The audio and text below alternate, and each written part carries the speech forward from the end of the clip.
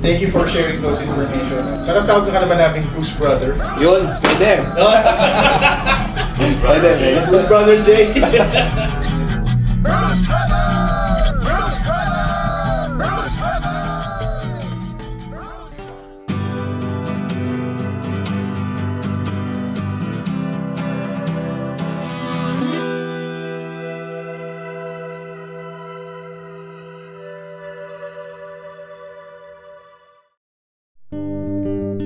Kasi all over the place ka eh. Family man, gusto sa business ng coffee, camping ka, ganyan, judge, ganyan. Ano ang coping mechanism mo when stress comes in? Actually, totoo yun. Napaka-stressful din kasi lahat naman ng business eh. Right. What more kung marami ka pang ginagawa.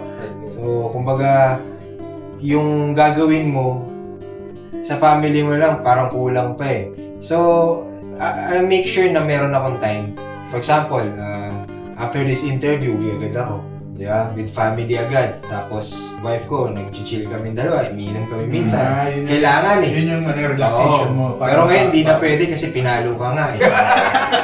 Minsan-minsan, wine or then music kasi nasa banda tayo before. Yun yung libangan natin. Somehow na nare-refresh yung oo, nare-refresh din. Nag-gym din. Ayan. So, sa gym, takbo, lakad, ganyan. Yun. Medyo mo okay naman.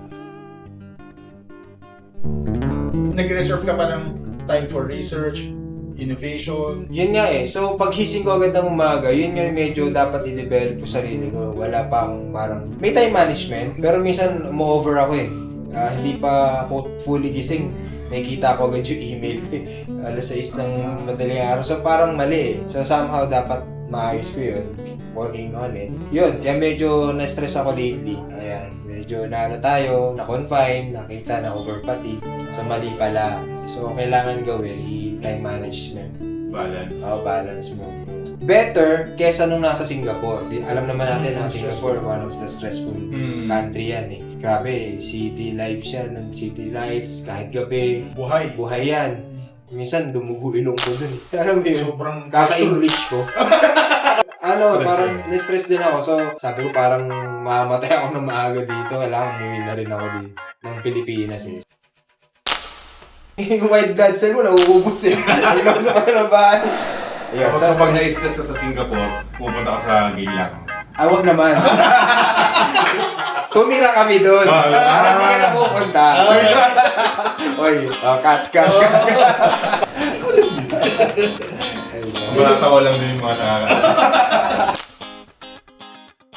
Hindi ka lang solely involved sa kape nga. Na-mention mo kanina may involved ka rin sa camping. Oo. Yan, so yung tanong mo kanina kung ano pa yung ng stress natin. Camping talaga, ginagawa natin almost every month. Doon kasi marami ka nakikilala eh. Bukod sa kita mo yung nature, Yes, connecting to nature. Kung kausap mo yung mga kaibigan. Subukan ko kasi na solo camper, yung motocamp. Mababaliw din eh. Pero maganda lang yung idea kasi tahimik, ganyan.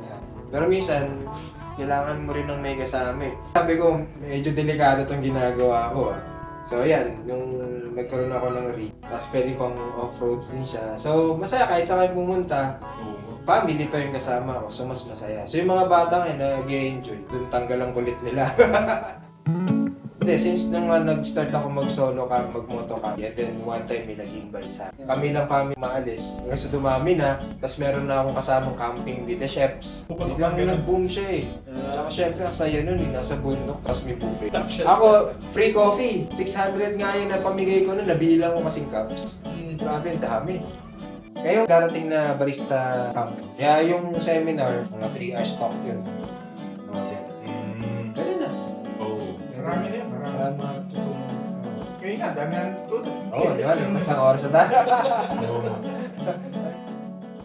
Mga ka-Bruce, dito last na makakasama natin si Bruce Brother, Master J. Makikilala naman natin si Master J. Kung ano yung follow ginawa sa kanya. Maraming salamat, Master J, for your time. Thank you, mga master. Bro, salamat sa audience natin. Audience natin. Hingin ako dun na. Support na to. So, mga Bruce, sana natuwa kayo sa content namin dito. Yes. May natutunan kayo about coffee. Although malamang marami nang may alam, gano'n. Kasi kami hindi. Hindi parang continuous pa yung learning namin. Bali, Kailangan pa rin kami. Kailangan pa rin kami. Yeah, anyway, baka na niya ito. Tara kape. Ako Bruce, tara kape. Yes! Keep on brewing, keep on brewing. Yay!